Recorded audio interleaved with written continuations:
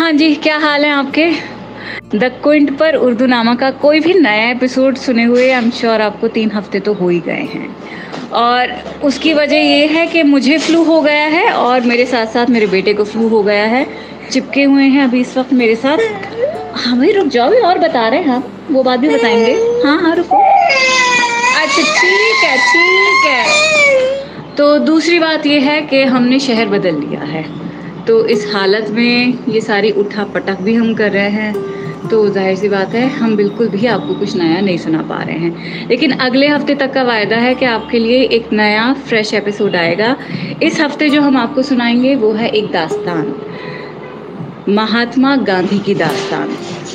दानिश इकबाल के साथ एक बहुत ही स्पेशल एपिसोड मैंने बनाया था, तो मैंने सोचा क्यों ना आपको एक बारी और सुना दिया जाए। तो एंजॉय कीजिए दास्तानी गांधी, और मैं मिलती हूँ आपसे पक्के से फिंगर्स क्रॉस्ड वाला श्योर अगले हफ्ते।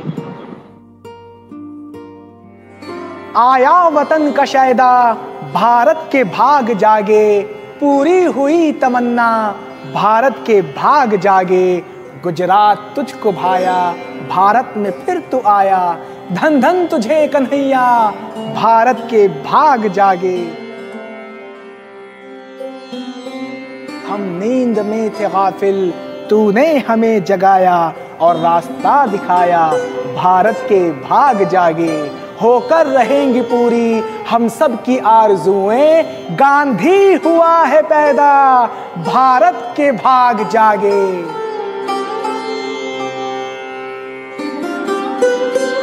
बचपन से ही मोहनदास को अपने ऊपर बहुत विश्वास था।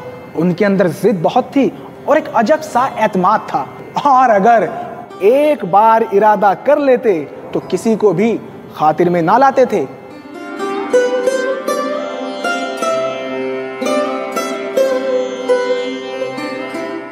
एक दिन मोहनदास ने शोशा छोड़ा कि वो इंग्लिस्तान जाएंगे और वहां से बड़े बैरिस्टर बनकर वापस आएंगे। घर में ये बात सुनकर एक सन्नाटा सा छा गया, लेकिन बेटा जिद्दी था, ये बात थी सबको पता। वहीं पास में एक जैन साधु भी रहता था। उनकी माता ने कहा साधु से कि वो मोहन को समझाएं, कुछ नसीहत भी करें और करें कोई उपाय। साधु ने कहा, ये बालक उड़ता पंछी है, इसकी परवाज ना रोको, जो भी ये करना चाहता है इसे करने दो। माता ने कहा मजबूर होकर, इससे लीजिए ये कसम कि ये गोश्त कभी नहीं खाएगा और ना ही कभी किसी अंग्रेज मेम को मुंह लगाएगा। तो इस तरह मोहनदास सन 1888 में इंग्लिस्तान वारिद हुए। वहाँ 3 साल तक वो रहे और खूब फले फूले। कानून की तालीम पूरी करके ये नौजवान बैरिस्टर वतन वापस आया और बैरिस्टरी के काम में साल भर के अंदर काफी नाम कमाया। तभी मोहनदास को दादा अब्दुल्ला जैसे बड़े बिजनेसमैन का साउथ अफ्रीका से एक लंबा चौड़ा खत आया।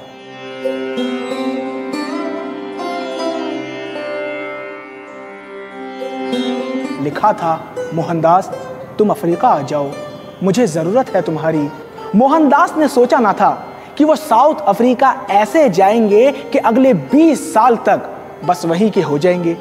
जुल्म ज्यादती और ना इंसाफी का हर तरफ दौर दौरा था। वहशी गोरों ने इंसानियत को कहीं का न छोड़ा था। मोहनदास को वहाँ जुल्म सितम का सामना करना पड़ा, पर मुकाबले के लिए सत्याग्रह का रास्ता मोहनदास ने चुना। सो नतीजा ये हुआ कि अपने गांधी धीरे धीरे महात्मा वहीं बनने लगे और धीरे धीरे हजारों लोग उनके पीछे आ गए। और फिर साउथ अफ्रीका में हिंदुस्तानियों की जिंदगी संवार के सन 1914 में मोहनदास करमचंद गांधी वतन वापस आ गए।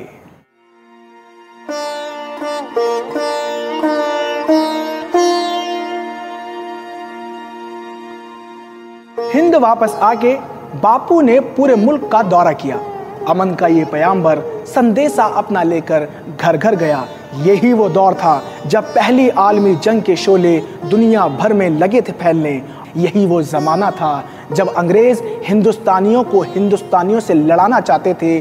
फूट डालो और राज करो की पॉलिसी आजमाना और फैलाना चाहते थे।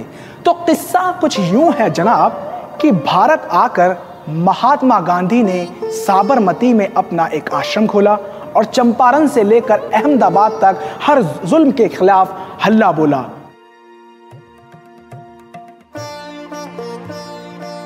मुल्क ने उनकी दावत को लब्बैक कहा और हर शख्स उनके पीछे आ गया।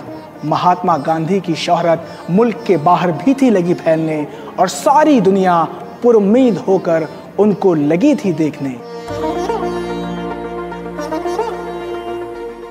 बापू देश के कोने कोने में गए और भारत के लोगों को गांव-गांव जाकर ललकारा और पुकारा और जोर देकर कहा कि ऐ भारत जाग, ऐ हिंदुस्तान संभल, तोड़ दे गम की जंजीरें और बस भाग निकल।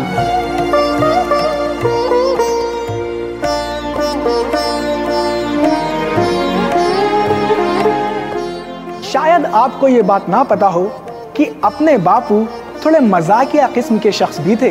एक बार की बात है कि अपने महात्मा गांधी इंग्लैंड के सफर पर थे, तो उनको वहां के बादशाह से भी मिलने जाना था।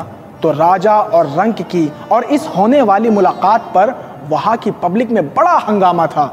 इंग्लैंड के बादशाह का लिबास बड़ा आलीशान हुआ करता था, लेकिन उस कड़ाके की सर्दी में बस एक धोती और कंबल बापू का मुकम्मल परिधान हुआ करता था।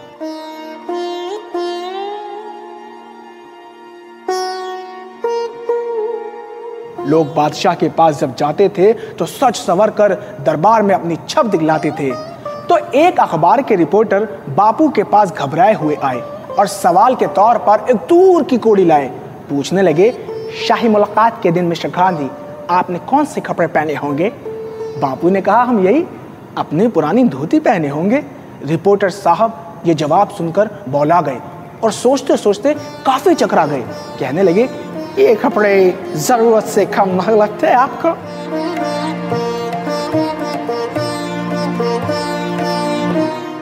बापू ने कहा, नहीं, कोई कमी महसूस नहीं होगी, क्योंकि भैया जी आपके बादशाह ने हम दोनों की जरूरत से ज्यादा कपड़े पहने होंगे। मुल्क अमेरिका में थे एक फादर, नाम था जिनका J.H. ह्यूम्स। तो एक दिन चर्च में फादर ने सवाल ये पूछा हाजरीन से कि ज़माना-ए हाल का सबसे बड़ा इंसान तुम ये बताओ किसको कहें? तो जुस्तजू आज ये हो रही है, कौन सबसे बड़ा आदमी है? कौन है ऐसा इंसाने आला जो कि इंसानियत से हो बाला, जो सच्चा फिदाए वतन हो, कौम की जिसके दिल में लगन हो, कौम के नाम पर मरने वाला, कौम के काम करने वाला, अज़्म का और इरादे का पक्का, बात का और वादे का पक्का, जो कदम को ना पीछे हटाए, जो कहे वो करके दिखाए। ऐसा इंसान यही बिल यकीन है जिसका सानी जहां में नहीं है। कौम की जिसने हिम्मत है बांधी, उसके दम से वतन शाद होगा, एक दिन हिंद आजाद होगा।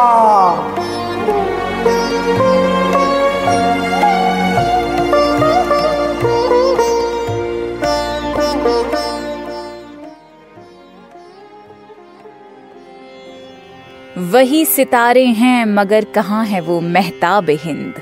कहाँ है वो महताब हिंद? जिगर मुरादाबादी की जबान में पूछना चाहती हूँ, कहाँ है हिंदुस्तान का चांद? महात्मा गांधी। गांधी है सत्य में, गांधी है नॉन वायलेंस में, गांधी है हर उस जज्बे में जो हिंदुस्तान की रूह है, हिंदुस्तान की आत्मा है, और यही भारत का सत्य है।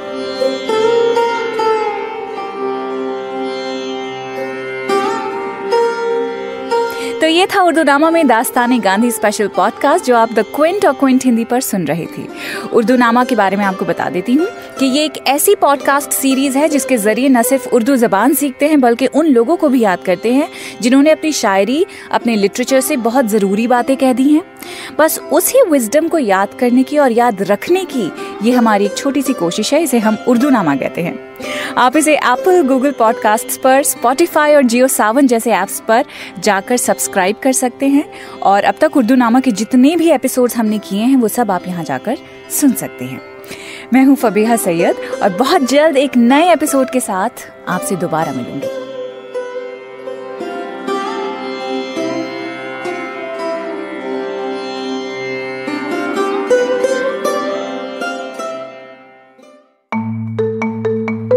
आप सुन रहे थे द क्विंट का पॉडकास्ट।